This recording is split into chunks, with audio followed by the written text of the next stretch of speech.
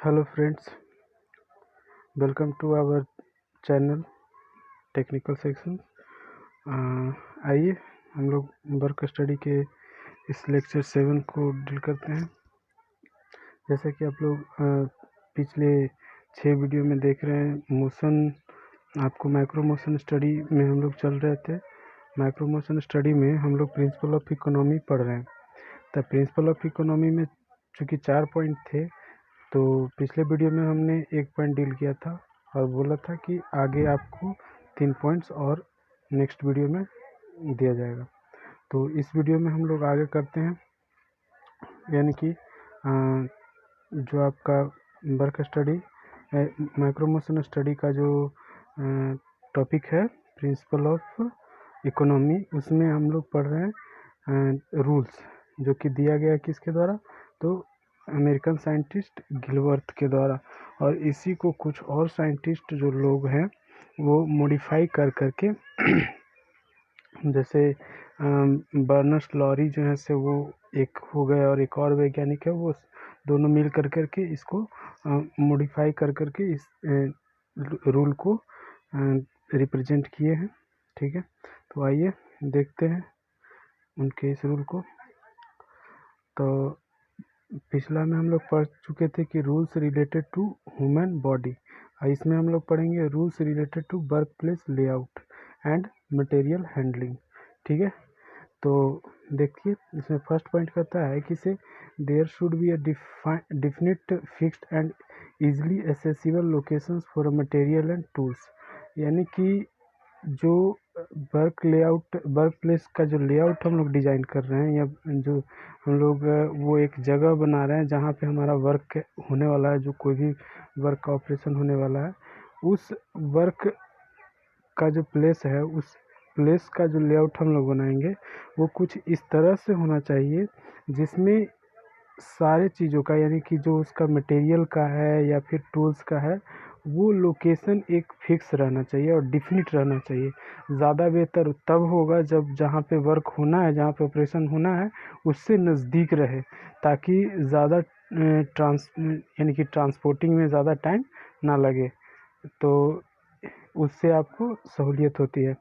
तो हम लोग सेकेंड पॉइंट में वही लिखे हैं कि as far as possible material tools and other mechanical devices should be kept close to the work place. यानी कि जो जहाँ पे काम आपका होने वाला है उस जगह पे ही आपका क्या होना चाहिए, मटेरियल और टूल्स को रखा जाना चाहिए, और अदर मैकेनिकल डिवाइसेस जो यूज होने वाले हैं आपको काम में, उसको रखा जाना चाहिए ताकि आपको आसानी से उस तक पहुंच बन सके। ठीक है, और आप उसको लेने जाने में या फिर सर्च करने में ज़्यादा टाइम वेस्ट ना करें।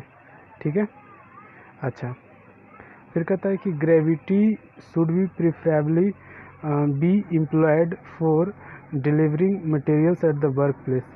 ये हम लोग पढ़े थे जब हम लोग पढ़ रहे थे मटेरियल हैंडलिंग, तो उसमें हम लोग एक टॉपिक पढ़ रहे थे जिसमें क्या हो रहा था कि मटेरियल हैंडलिंग के लिए क्रेन ये चीज़ों को जैसे कन्वेयर बेल्ट का इस्तेमाल करते हैं। ठीक है, कन्वेयर में भी हम लोग कई तरह के कन्वेयर देखे थे। एक हमारा था ग्रेविटी ऑपरेटेड था, करने का मतलब है कि से ग्रेविटी से उसमें ऑपरेशंस हो रहे थे। सिर्फ आपको क्या करना था कि मटेरियल को उस पर रख देना होता था, और ग्रेविटेशनल फोर्स के कारण से वो खुद ब खुद सरक कर करके एक प्लेस से दूसरे प्लेस पहुंच जा रहा था। तो इसमें भी हम लोग इस्तेमाल कर सकते हैं। ठीक है, वो ज़्यादा प्रीफरेबल होगा और ज़्यादा आसान भी होगा, क्योंकि उसमें हम लोग को पावर बाहर से देने की ज़रूरत पड़ती नहीं है, तो वो ज़्यादा आसान मेथड होता है ट्रांसफ़र करने का। तो मटेरियल को डिलीवरी करने का, यानी कि वर्क प्लेस तक पहुंचाने के लिए ये मेथड हमारा ज़्यादा बेहतर होता है। अच्छा, अब है हमारा tools and materials should be in the order और sequence in which they will be required for use. It reduces mental strain, sorry ये मेटल लिखा गया यहाँ पे, आपका मेंटल स्ट्रेन है, ये चीज़ वैसे आपका गलत हो गया, इसको सुधार देते हैं। ये आपका मेंटल है,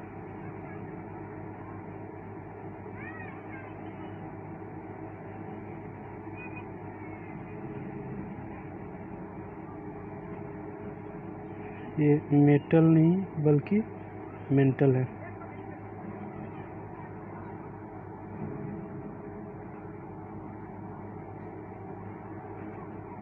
मेंटल यानी कि दिमाग में जो उस पर जोर पड़ने वाला है, किसी चीज़ को सोचने में जो टाइम खर्च होता है, यानी कि अगर आप मटेरियल को या टूल्स को अगर कहीं इस बिना सीक्वेंस में रख देते हैं, जिधर तिधर छितार करके जहाँ मन तहाँ छोड़ देते हैं, तो उस केस में क्या होता है कि हर बार आपको उसको खोजने की ज़रूरत पड़ती है। तो उसके खोजने के चक्कर में आपको टाइम से जो है वो ज़्यादा लगने लगता है, यानी कि जो वर्किंग टाइम हो जाएगा वो बढ़ जाएगा आपका।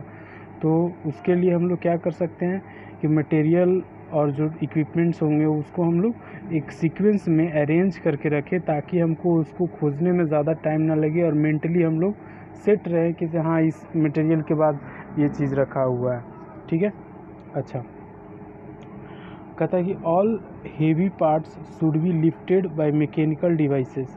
जो भारी चीज़ें होंगी वहाँ पे, वो भारी चीज़ों को उठाने के लिए हम लोग मैकेनिकल डिवाइसेस का इस्तेमाल करें तो ज़्यादा बेहतर है, क्योंकि मस्क्यूलर फोर्स जो है एक हद तक ही ठीक है। एक हद तक आप उस मस्क्यूलर फोर्स का इस्तेमाल कर सकते हैं किसी चीज़ को उठाने में, नहीं तो आपको किसी दूसरे तरह की बीमारी का सामना करना पड़ सकता है। जैसे अगर आप ज़्यादा भारी चीज़ों को उठाते हैं तो हो सकता है कि से आपको जैसे कभी कभी स्टमक दर्द करने लगता है, तो वो इस कारण से होता है क्योंकि आप कभी कभी कोई चीज़ बहुत ज़्यादा भारी चीज़ें उठा लेते हैं, तो आपका जो टोटल फोर्स मस्कुलर फोर्स जो एक्ट होता है वो उसको पावर मिलती है नाभि से, और वो नाभि जो है आपका ये ज़्यादा अगर तनता है, ज़्यादा इलास्टिक उसको फोर्स लगवाते हैं, तो वो एक समय में आकर करके वो दर्द करना शुरू कर देता है। तो कहने का मतलब है कि से आप एक हिसाब से ही मस्कुलर फोर्स लगा सकते हैं, एक निश्चित अमाउंट में मस्कुलर फोर्स लगा सकते हैं। और ज़्यादा अगर हेवी पार्ट्स हो गया, यानी 10 किलो या 20 किलो का पार्ट्स हो गया, उसके लिए भी हम लोग मैकेनिकल डिवाइस का इस्तेमाल कर सकते हैं, जिस आपको आसानी हो सकती है इसको उठाने में। अगर हाथ से उठाते हैं तो वो आपको ज़्यादा भारी लग सकता है। ठीक है। अच्छा, अब है कि rules related to tool and equipment. ये हमारा दूसरा पॉइंट था, rules related to work place layout, ठीक है, एंड मटेरियल हैंडलिंग।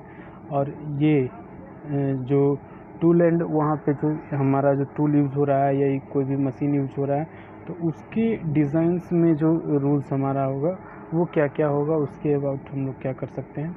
ठीक है, कैसा इक्विपमेंट हम लोग वहाँ पे इस्तेमाल करें तो हम लोग को ज़्यादा बेहतर मतलब कि आउटपुट मिल सकता है। तो उसके लिए हम लोग देखें, तो आइए, पहला हमारा क्या है कि jigs fixer and foot operated device should be employed to reduce the work load on the hand. करने का मतलब है कि जिग्स फिक्सर का इस्तेमाल अगर करते हैं तो जिसमें फुट ऑपरेटेड डिवाइस अगर हो गया तो वो भी बेहतर है। अच्छा, जो क्या करता है कि वर्क लोड को कम कर देता है, हाथ के कंपैरिजन में वर्क लोड को वो कम कर देता है। क्योंकि हम लोग अगर ये जिग्स फिक्सर का इस्तेमाल करते हैं तो जिग्स क्या करता है कि से एक डायरेक्ट आपको टूल को पकड़ने में भी मदद करता है, टूल को डायरेक्शन देने में भी मदद करता है, और साथ ही आपका जो वर्क पीस होता है उसको भी वो पकड़ करके रखता है। लेकिन फिक्सर जो होता है सिर्फ आपको वर्क पीस को पकड़ता है, इसको टूल का डायरेक्शन नहीं देता है। इसका काम ये होता है, फिक्सर का सिर्फ काम होता है कि वर्क पीस को वो क्या करेगा, होल्ड करके रखेगा। लेकिन जो जिग्स होता है वो क्या दोनों काम करता है आपका, किसे आपको वर्क पीस को पकड़ करके भी रखेगा, होल्ड करके भी रखेगा, साथ ही साथ वो टूल को एक डायरेक्शन प्रदान करता है जिस डायरेक्शन में कोई ऑपरेशन करना होता है। जैसे ड्रिलिंग करना है तो ड्रिलिंग जिस वर्क पीस पे आपको करना है उस वर्क पीस को वो क्या करेगा, होल्ड करके भी रखेगा, और होल्ड करने के बाद उस पर एक डायरेक्शंस भी देगा कि जहाँ जहाँ आपको उसमें ड्रिलिंग करनी है उस डायरेक्शन बना करके देगा उसके लिए, ड्रिल बिट के लिए। ठीक है, तो आसानी से आपको, जैसे इसमें अगर हम घुसा दिए, ये आपका जिग्स है, तो इसमें अगर अंदर में हम घुसा दिए हम अपना जो हमारा वर्क पीस है वो, तो वर्क पीस है वो तो इसमें घुस गया, साइज़ बना हुआ रहेगा। और यहाँ पे आपका अगर दिया हुआ है कि से ये हमारा ड्रिल बिट है का डायरेक्शन मिलेगा, तो यहाँ से आपको यहाँ पे छेद करना होगा, ये छेद हो जाएगा आसानी से, एक निश्चित लेंथ पे छेद होता है इसमें, ठीक है। और अगर ऐसे करेंगे तो थोड़ा बहुत इधर उधर एरर आ सकता है, लेकिन ये आपका बना हुआ पहले से रहेगा तो ये एग्जैक्ट सेम पॉइंट पे आपका होगा। ये इसका एडवांटेज होता है जिग्स का। अच्छा, अब आइए कहता है कि whenever possible those tools should be used which can be perform more than one operations, this saves a lot of time otherwise wasted in searching and picking a number of tools. करने का मतलब है कि इससे आप वो tools का इस्तेमाल ज़्यादा करें जो एक ही टूल हो और ज़्यादा ऑपरेशंस कर सके, ठीक है। जैसे में अगर आप हैमर का इस्तेमाल करना चाह रहे हैं तो हैमर में ही आपको देख रहे हैं कि इस तरह का अगर हैमर इस्तेमाल करते हैं तो ये एक्चुअली 3 वर्क कर सकता है। क्या कि इस यहाँ से हैमरिंग एक्शन हो जाएगा, यहाँ से आपका जो है काटी को हम लोग निकालते हैं, नेल्स ड्राइंग एक्शन हो जाएगा आपका, ठीक है। यहाँ नीचे में स्क्रू ड्राइवर वाला काम लगा हुआ, स्क्रू ड्राइवर वाला टॉप लगा हुआ है, तो हम लोग कह सकते हैं कि यहाँ स्क्रू ड्राइविंग भी आपका इसी टूल से आपका हो जाएगा। तो ऐसे टूल्स को हम लोग ज़्यादा प्रेफरेंस देते हैं ताकि हमको ज़्यादा आसानी सहूलियत हो सके और ज़्यादा टूल्स हमको रखना नहीं पड़े, ठीक है, या ज़्यादा टूल्स को हमको सर्च नहीं करना पड़े, खोजना नहीं पड़े। अगर ये एक ही टूल्स रहेगा तो इसमें 3 ऑपरेशंस हमको आसानी से हो सकते हैं, ठीक है। तो वही लिखे हैं कि whenever possible those tools should be used which can be performed more than one operations, this saves lot of time otherwise wastage in searching and picking a number of tools. For example, जैसे ये example में हम लोग लिए कि इस तरह का अगर टूल रखते हैं तो 3 ऑपरेशन हमको दिख रहा है कि से हैमरिंग और drawing nails, screw driver top से स्क्रू ड्राइविंग का काम हम लोग कर सकते हैं।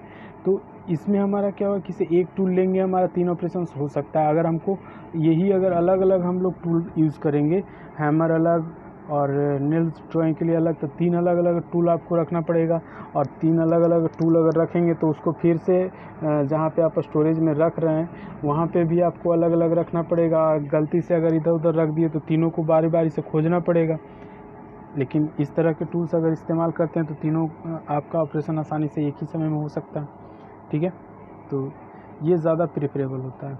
अच्छा, अब है कहता है कि there should be maximum surface contact between the tools handle and the hand, यानी कि ज़्यादा से ज़्यादा हम लोग कांटेक्ट सरफेस बनाते हैं टूल के हैंडल के बीच में और हाथ के बीच में, ताकि आपका जो मस्कुलर फोर्स है उस पर ज़्यादा से ज़्यादा एक्ट कर सके, यानी कि हाथ जो है आपका उस पर प्रॉपर एप्लीकेशन दे सके, ठीक है, और फोर्स जो है उस पर ज़्यादा से ज़्यादा लगा सके और जो उस पर फैटिग होगा वो कम हो सके। कहने का मतलब है कि छूटने के चांसेस जो होंगे वो कम हो सके इसका टूल्स का। या फिर जब आप हैमरिंग कर रहे हैं, अगर मान लेते हैं कि इसे पूरा हाथ से ना पकड़ कर करके आधा हाथ में पकड़े हुए हैं, तो उसमें होता है कि कभी कभी वो हैमर फेंका जाएगा, ठीक है। तो इस तरह से के केस से बचने के लिए हम लोग क्या करते हैं, इसे टूल्स को पूरी तरह से हाथ में जकड़ कर करके, यानी पूरा हाथ में से पकड़ते हैं हम लोग उसको, ठीक है। तो वो ज़्यादा इफेक्टेड होता है आपका और फोर्स भी उसमें ज़्यादा लगता है, आप ज़्यादा फोर्सली काम कर सकते हैं उससे।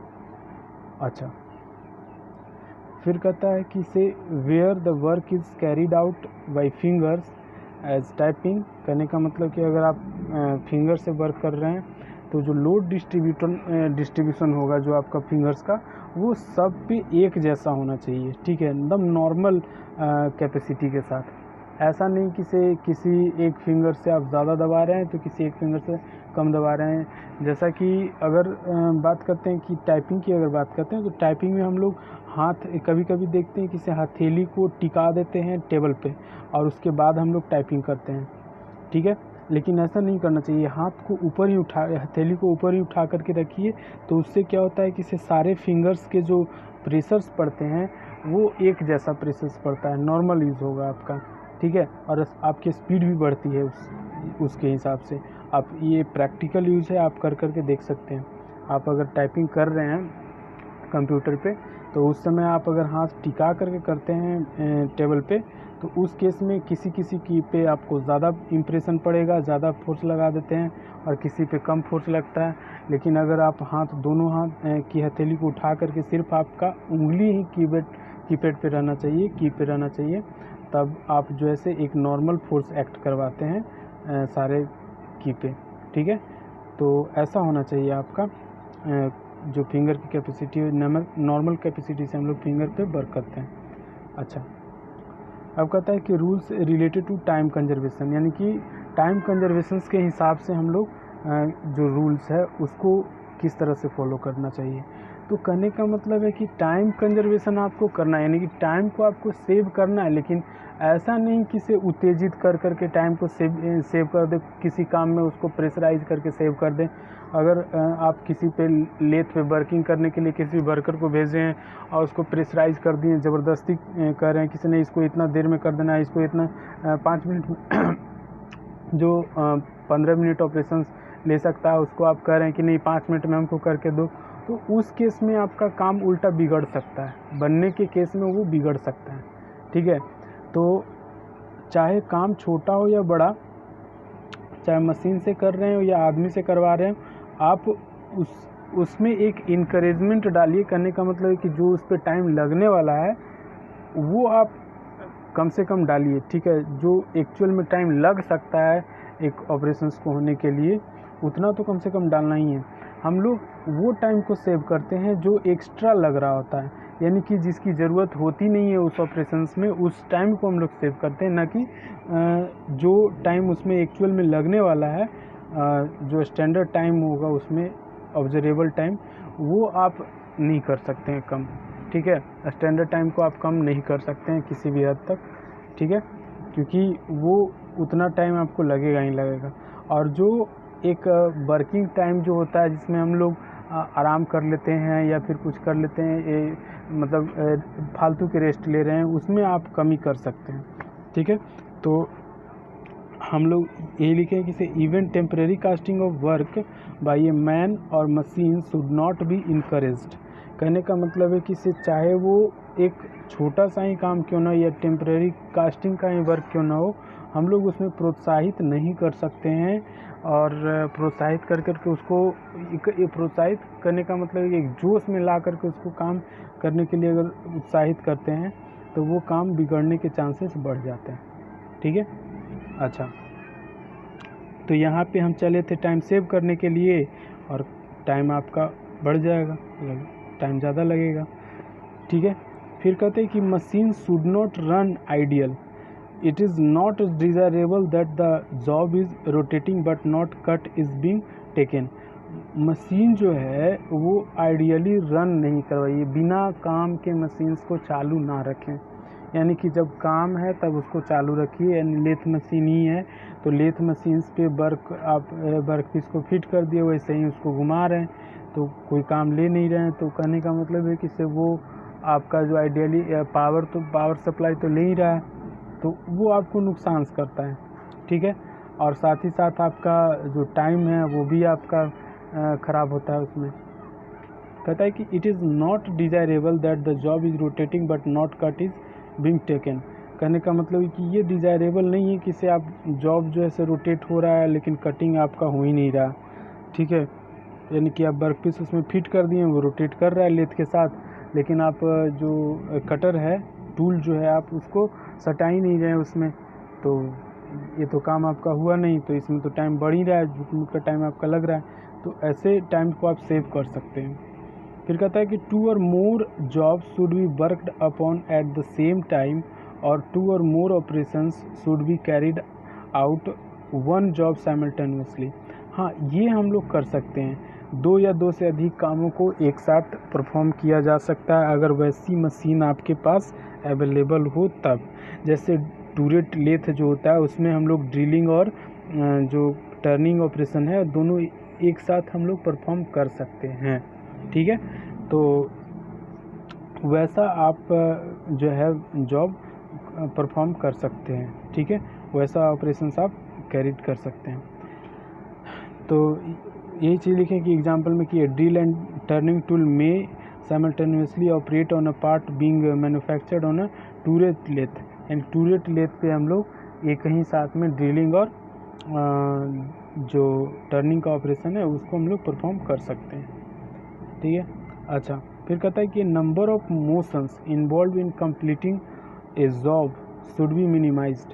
कहने का मतलब है कि अगर बहुत सारे मोशंस अगर इन्वॉल्व हो रहा है किसी जॉब को कंप्लीट करने में, तो उसको आप ज़्यादा से ज़्यादा मिनिमाइज करने की कोशिश कीजिए। ठीक है, तो मेंटली आप ज़्यादा स्ट्रॉन्ग बनेंगे। अगर बहुत सारा मोशंस है आपका एक जॉब को बनाने में, तो उसको जितना ज़्यादा कम करने की सोचिएगा, जितना ज़्यादा उसको मिनिमाइज कीजिएगा, वो आपको ज़्यादा स्ट्रेंथ के साथ वर्क करने में सहायता देता है। ठीक है। अच्छा, अब आइए, तो ये हमारा 3 पॉइंट्स जो था प्रिंसिपल ऑफ इकोनॉमी का, वो इधर बचा हुआ वो ख़त्म हो गया। अब हमारा प्रिंसिपल ऑफ इकोनॉमी पूरा कंप्लीट हो चुका है टॉपिक। अब आते हैं हमारा वर्क प्लेस लेआउट, यानी डिज़ाइन कंसिडरेशन देख लेते हैं। वर्क प्लेस लेआउट के बारे में हम लोग पहले भी पॉइंट में भी पढ़ चुके हैं। तो जो डिज़ाइन कंसिडरेशन है उसमें भी कुछ पॉइंट्स वही वाला पहले ही वाला जो रूल्स में है वही आएगा। ठीक है। और इसमें हम लोग देखें किसी एक वर्क प्लेस लेआउट जो होना चाहिए कैसा होना चाहिए, जो वर्क एरिया होता है, एक्चुअल वर्क एरिया कितना होता है, नॉर्मल वर्क एरिया कितना होता है, और जो मैक्सिमम वर्क एरिया होता है वो कितना होता है, कैसा होता है। ठीक है।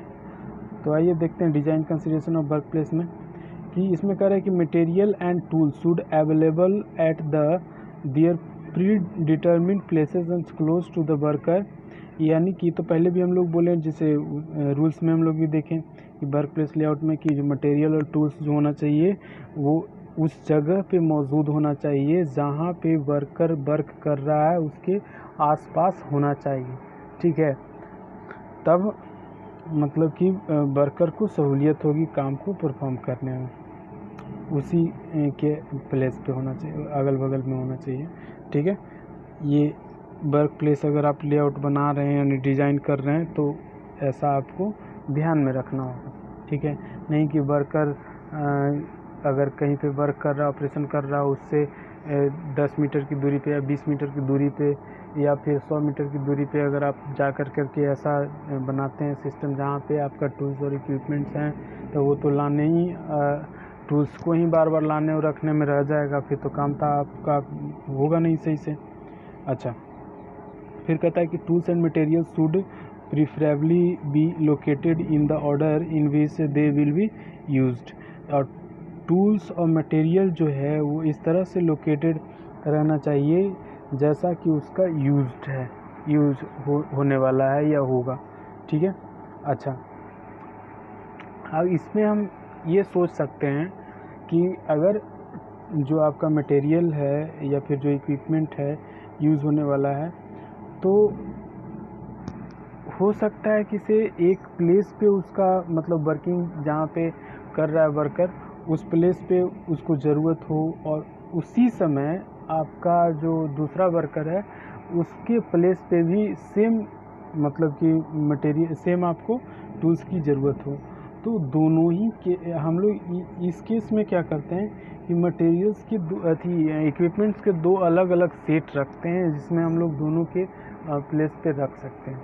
ठीक है, ना कि एक ही टूल से दोनों को वर्क करने के लिए कहेंगे, तो इसमें हमारा टाइम जैसे ज़्यादा लगेगा। ठीक है, ये जो कि एक्चुअल फैक्ट है, जो मतलब हम लोग अपने डेली लाइफ में भी देखते हैं ऐसा होता है। ठीक है, तो ये जो टॉपिक अभी हम लोग पढ़ रहे हैं प्रिंसिपल ऑफ इकोनॉमी या फिर ये वर्क प्लेस लेआउट के बारे में, ये एक्चुअल फैक्ट पे ही आधारित होता है। जो हम लोग एक्चुअल लाइफ में जो काम करते हैं उससे जो प्रेरणा मिलता है उसी के फैक्ट पे आधारित होता है पूरा का पूरा टॉपिक आपका।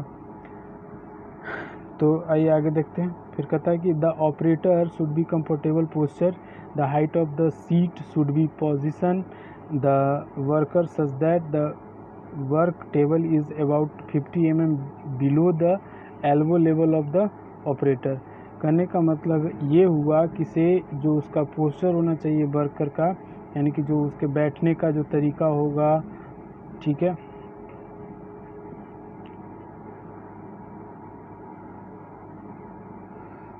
जो बैठने का तरीका होगा वो इस तरह से होना चाहिए कि ये टेबल है, ठीक है, इससे हम लोग 200 mm, ये वाला जो एक्सिस आपका दिख रहा है आदमी बैठा हुआ है ये, और इस एक्सिस से हम लोग कम से कम 200 mm के बीच का डिफरेंस रखते हैं वर्क टेबल और इस एक्सिस के बीच का।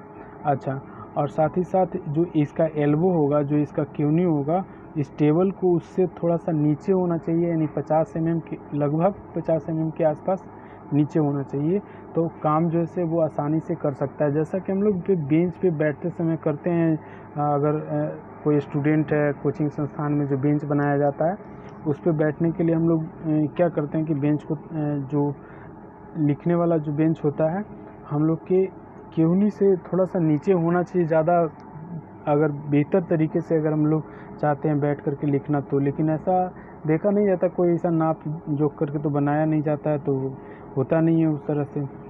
अगर बनाया जाए तो हम लोग प्रीफरेबली मतलब उस पर बैठ करके लिख सकते हैं, आसानी से काम चल सकता है। अब है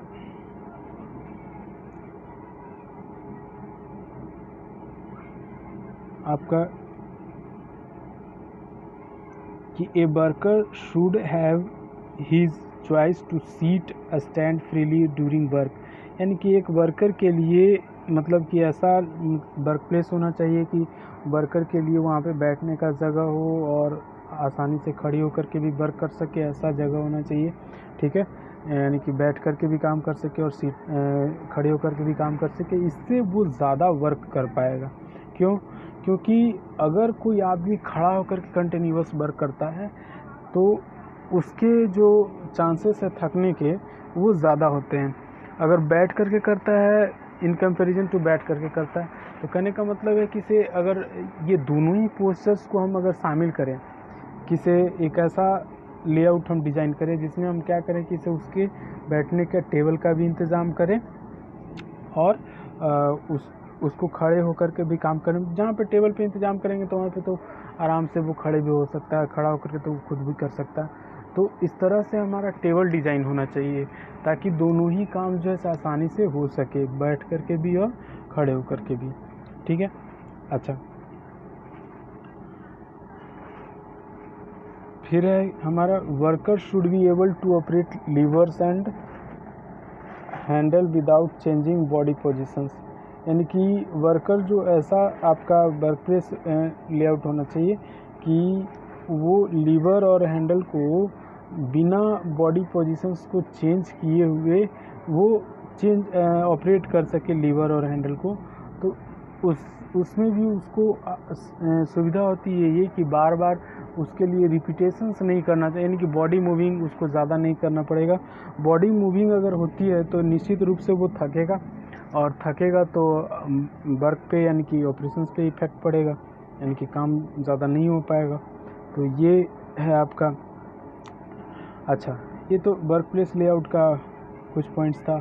एक और पॉइंट्स है, बताइए कि the work place should have enough light, जहाँ पे आप, हाँ लाइट का तो खैर है कि से जहाँ पे आप वर्क प्लेस बना रहे हैं, जहाँ पे आपका काम करना है वहाँ पे लाइट अच्छी होनी चाहिए, साथ में प्रॉपर कंडीशन होना चाहिए हीट कोल्ड ह्यूमिडिटी का, और डस्ट वगैरह कम हो तो ज़्यादा बेहतर है, और शोरगुल भी कम। शोरगुल तो खैर मैकेनिकल में एप्लीकेबल नहीं है क्योंकि हम लोग अगर लेथ मशीन्स पे काम कर रहे हैं तो शोरगुल तो होना ही होना है, और मैकेनिकल में ये एक्चुअली में अप्लाइड नहीं है। नॉइज़ वाला जो पोर्शन है ये मैकेनिकल पोर्शन में अप्लाइड नहीं होता है। हम लोग जो काम करते हैं उसमें नॉइज़ होना ही होना है, तो डस्ट जो है कम से कम हम लोग साफ़ सुथरा रख सकते हैं उस वर्क प्लेस को, तो ज़्यादा अच्छा रहेगा।